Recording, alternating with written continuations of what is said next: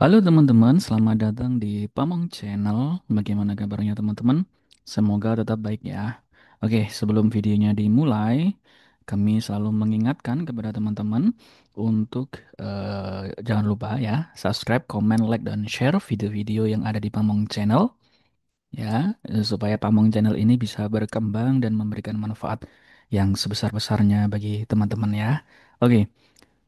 Sambil menunggu teman-teman membuat akun ya di sscdikdin.bkn.co.id ya, sambil mempersiapkan berkas, sambil mempersiapkan hal-hal yang diperlukan, kita sembari latihan SKD terlebih dahulu ya teman-teman. Nanti di video kedepannya, selain saya akan mengupdate cara pembuatan akun ya, kita akan belajar SKD di video-video YouTube-nya Pamong Channel ya, baik itu di TWK, TIU maupun TKP. Tapi kalau teman-teman mau lebih lengkapnya, ya teman-teman bisa klik link yang ada di kolom komentar. Nanti kita akan arahkan untuk teman-teman bisa gabung di Bimbel Pamong untuk mempersiapkan SKD di Dikdin 2025 karena persaingan tahun 2025 ini sangatlah ketat teman-teman ya. Jadi teman-teman jangan sampai saingan teman-teman mempersiapkan diri tetapi teman-teman belum mempersiapkan ya. Nah, jadi persiapkan segala aspeknya ya, baik dari administratif maupun di SKD atau tahap selanjutnya. Oke. Nah, pada kesempatan kali ini kita akan belajar tentang aspek TWK ya teman-teman. Mungkin dari teman-teman yang sudah pernah ikut tes sudah tahu nih TWK itu apa. Nah, TWK ini adalah tes wawasan kebangsaan ya. Salah satu temanya adalah nasionalisme ya. Oke, nanti di video-video selanjutnya kita akan membahas TIU dan TKP ya. Tunggu saja ya video-video di Bambang Channel selanjutnya. Oke, nah soal nomor satu. Coba kita apa namanya kalau mengerjakan TWK itu pelan-pelan dipahami satu persatu kata ya jangan jangan sampai TWK itu kalian kerjakan scanning gitu ya. Scanning apa namanya membaca cepat itu sebenarnya kalau pemahaman teman-teman itu bagus gitu ya tidak apa-apa tapi kalau TWK itu sifatnya seperti menjebak ya teman-teman. Sepertinya jawabannya A, sepertinya jawabannya B, oh ternyata tidak seperti itu gitu ya. Oke, coba kita analisis. Pemerintah era reformasi sangat konsen dalam aspek penegakan HAM. Oke, titik. Nah, satu kalimat ya, satu kalimat ini itu kita harus mencari kata kuncinya teman-teman ya. Nanti teman-teman di real test itu akan dikasih kertas buram teman-teman ya, kertas kertas warnanya buram. Itu biasanya untuk hitung-hitungan, hitung-hitungan itu ditiu. Nah, tapi tidak menutup kemungkinan teman-teman juga bisa gunakan untuk apa namanya coret-coret pada saat mengerjakan TWK ya, karena TWK itu saya sarankan teman-teman untuk mencatat kata kuncinya supaya tidak membaca ulang soal lagi ya. Oke. Pemerintah era reformasi sangat konsen dalam aspek penegakan HAM. Oke, jadi kata kuncinya, kata kuncinya itu bagaimana menemukannya? Sering-sering berlatih ya teman-teman ya. Jadi dalam satu kalimat itu teman-teman harus bisa memiliki kepekaan kata mana yang paling penting gitu ya, yang mewakili satu kalimat itu.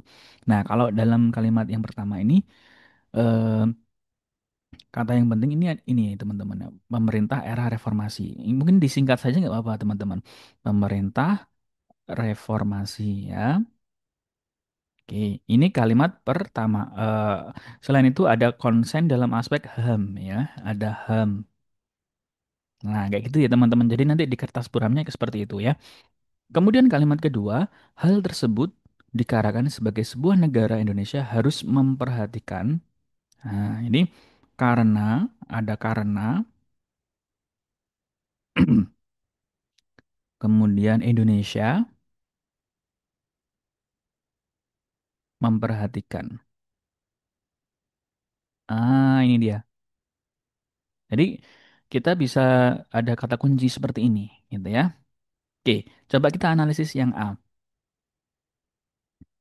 Nilai luhur bangsa. Kira-kira ada hubungannya nggak sama reformasi, HAM, karena Indonesia memperhatikan apa? Masa nilai luhur bangsa? Nilai luhur bangsa ini ada kaitannya dengan HAM atau reformasi? Enggak ya. Ya, meskipun nilai luhur bangsa ini cocok dengan Indonesia sebagai suatu negara, ya, tapi tidak cocok dengan konteks reformasi dan HAM. Ya, gitu ya. Jadi dicocokkan setiap kata kunci pada opsi jawaban. Berarti yang A ini salah. Oke. Yang B, sikap saling menghargai sesama manusia. Oke, sikap saling menghargai sesama manusia. Oke, reformasi tidak ada kaitannya ya dengan sikap menghargai sesama manusia. Yang ada kaitannya hanya HAM saja. Nah, tapi kalau Indonesia sebagai suatu negara itu tidak ada kaitannya dengan sesama menghargai sesama manusia, ya. Kalau menghargai sesama manusia tidak dibatasi oleh negara, teman-teman ya. Jadi kalau ada itu tingkatan itu namanya lokalitas. Lokalitas itu adalah eh, ya lokal ya teman-teman ya, suku, kemudian daerah gitu ya. Kemudian di agak tinggi lagi namanya nasional. Nasional itu adalah negara. Makanya disebut nasionalisme, berarti cinta terhadap negaranya. Di atasnya lagi ada yang namanya internasionalisme. Internasionalisme itu berarti hubungan antar negara, gitu ya. Nah, di atasnya lagi mungkin ada disebut sebagai mungkin agama gitu ya. Jadi kalau agama berarti dia hubungannya bukan antar negara tapi antar agama gitu ya. Hubungan cintanya. Di atasnya lagi ada teman-teman, yaitu humanity. Humanity adalah kemanusiaan ya, seperti yang B ini, kemanusiaan. Kalau kemanusiaan berarti bukan berdasarkan dibatasi oleh negara, tapi berdasarkan rasa kemanusiaan. Kita sama-sama manusia, ya. Oke, jadi salah ya. Nah, karena kita fokusnya di Indonesia nih, ya.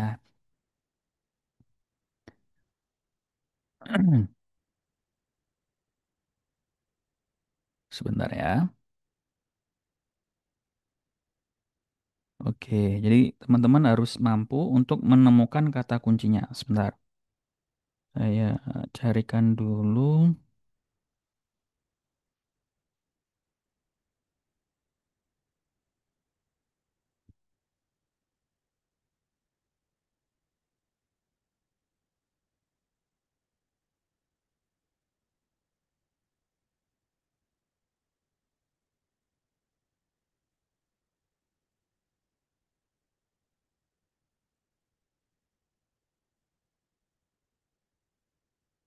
Oke,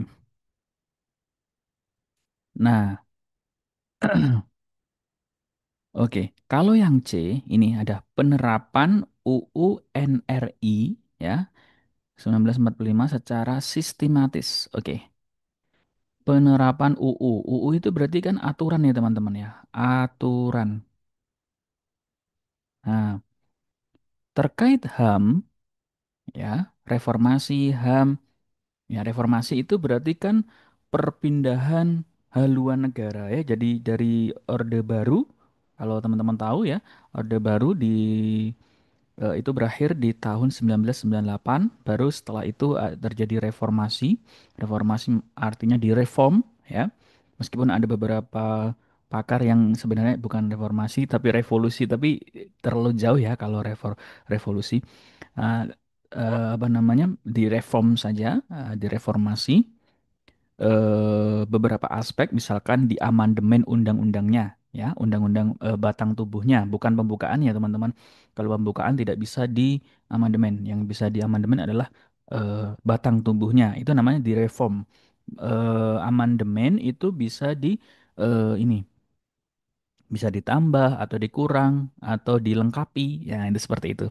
Nah, itu terjadi di era-era reformasi pasca tahun 1998. Nah, ini berarti cocok ya, penerapan UU yang secara sistematis ya. Sebelumnya kan belum secara sistematis teman-teman ya. Maksudnya sebelum secara sistematis itu pada aspek HAM ya teman-teman ya. Jadi yang menjadi konsen utama di reformasi adalah terkait konsen HAM atau hak asasi manusia. Karena menurut beberapa informasi pakar di era Orde Baru itu memang pada masanya itu HAM sebenarnya sudah ada, tetapi kurang konsen untuk dibicarakan. Nah, seperti itu. Jadi ini cocok ya, reformasi cocok, HAM cocok. Nah, karena Indonesia memperhatikan, berarti Indonesia sebagai sebuah negara. Dan sebenarnya ini Indonesia negara gitu ya tambah ya. Nah, berarti cocok nih. Nah, kenapa Indonesia sebagai negara cocok dengan penerapan UU? Karena sebagai suatu negara harus ada aturan ya, aturan tertulis ya, teman-teman. Nah, gini teman-teman. Kalau ada misalkan ada negara gitu ya, negara itu Indonesia gitu, itu nanti teman-teman pasti ciri-cirinya itu aturan tertulis ya, aturan tertulis. Aturan tertulis artinya aturan tertulis dalam undang-undang. Nah, tapi kalau dalam masyarakat, nah konteks masyarakat itulah istilahnya ya, itu aturan tapi tidak tertulis. Nah, tidak tertulis. Oke. Contohnya gimana, Kak? Kalau dalam negara yang aturan tertulis, misalkan polisi menilang pelanggar lalu lintas. Nah, itu adalah aturan tertulis, ada undang-undangnya ya. Penggunaan misalkan mematuhi rambu-rambu lalu lintas, itu kan ada aturannya secara tertulis. Tapi kalau misalkan gotong royong para warga desa gotong royong membersihkan got. Nah, itu berarti kan tidak ada aturan tertulis di dalam undang-undang ya. Nah, berarti tapi sudah berjalan itu apa kegiatan itu. Nah, tetap ada aturannya tetapi tidak tertulis. Nah, seperti itu ya teman-teman. Jadi nanti kalau memahami soal ada yang negara, ada yang masyarakat. Kalau dalam konteks Pancasila biasanya ini disebut sebagai Pancasila. Kalau negara ini sebagai dasar negara, ya kalau konteks Pancasila ya. Kalau masyarakat ini Pancasila sebagai pandangan hidup bangsa. Nah, gitu ya. Nah, kalau dasar negara berarti Pancasila sebagai dasar dia masih belum bisa diterjemahkan dalam kehidupan sehari-hari, teman-teman. Ya, dia masih bersifat normatif. Nah, tapi kalau pandangan hidup bangsa berarti dia sudah diimplementasikan dalam kehidupan sehari-hari. Gitu ya, teman-teman, bisa sudah diterjemahkan ya. Dalam langsung sudah bisa diterapkan nilai-nilai Pancasila itu. Nah, seperti itu ya, teman-teman. Jadi jawabannya yang C. Ini kalau menjawab soal TWK, misalkan yang C kok sudah benar, ini teman-teman jangan langsung menjudge yang C ini benar. Nah, karena apa? Karena yang D sama yang E itu belum dibaca. Jadi C ini kita prediksi benar saja ya. Karena kalau mengerjakan TWK, semua opsi jawaban harus teman-teman baca ya. Beda dengan misalkan TIU. TIU kalau sudah ketemu, ya berarti kan ilmu pasti kan ya. Nah, berarti jawabannya itu. Tapi kalau TWK, itu semua opsi jawaban harus teman-teman baca. Teman-teman checklist lah istilahnya. Kalau yang D, coba kemampuan adil terhadap sesama anak bangsa. Nah, berarti ini ngomongin adil, sementara ini ngomongin HAM dan reformasi tidak cocok ya teman-teman ya. Kalau yang E, kebebasan yang bertanggung jawab, ini terkait kebebasan, ternyata ini ngomongin tentang HAM, jadi tidak cocok. Nah, berarti yang cocok yang C. Oke, gitu ya teman-teman ya. Jadi kalau mengerjakan, coba ditulis kata kuncinya per kalimat dulu. Kemudian dianalisis per jawaban, semua opsi jawaban harus dibaca. Nah, misalkan ada di tengah-tengah opsi jawaban, oh ternyata opsi jawabannya benar, opsi jawaban setelahnya harus tetap dibaca. Supaya kita bisa memverifikasi jawaban yang kita anggap benar itu benar-benar benar gitu ya teman-teman ya. Oke.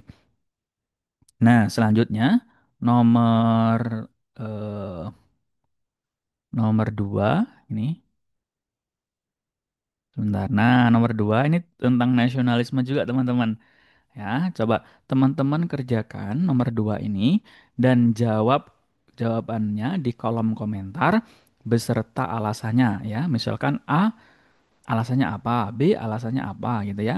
Nah, caranya sama teman-teman. Jadi teman-teman misalkan di kertas buram atau kertasnya teman-teman, tapi nanti di real test dikasihnya kertas buram aja ya. Dan teman-teman nulisnya disingkat aja karena ada beberapa titik lokasi biasanya itu tidak disediakan penghapus teman-teman, hanya pensil saja. Nah, kalau tidak disediakan penghapus berarti nulisnya harus kecil-kecil, harus kita efisiensi kertasnya. Kecuali kalau ada penghapus bisa dihapus ya. Nah, gitu ya. Oke. Nah, nanti di kalimat pertama ini coba teman-teman ini cari kata kuncinya, kalimat kedua juga cari kata kuncinya, kemudian analisis per opsi jawaban. Ya, itu ya. Itu saja video dari kami, semoga bisa bermanfaat. Jangan lupa untuk teman-teman klik link yang ada di kolom komentar serta teman-teman bergabung persiapan SKD di Bimbel Pamong. Semoga teman-teman bisa lulus di Sekolah Kedinasan tahun 2025 ini ya, teman-teman. Kita berdoa bersama. Oke. Sekian dari kami, kurang lebihnya mohon maaf. Sampai jumpa di video selanjutnya.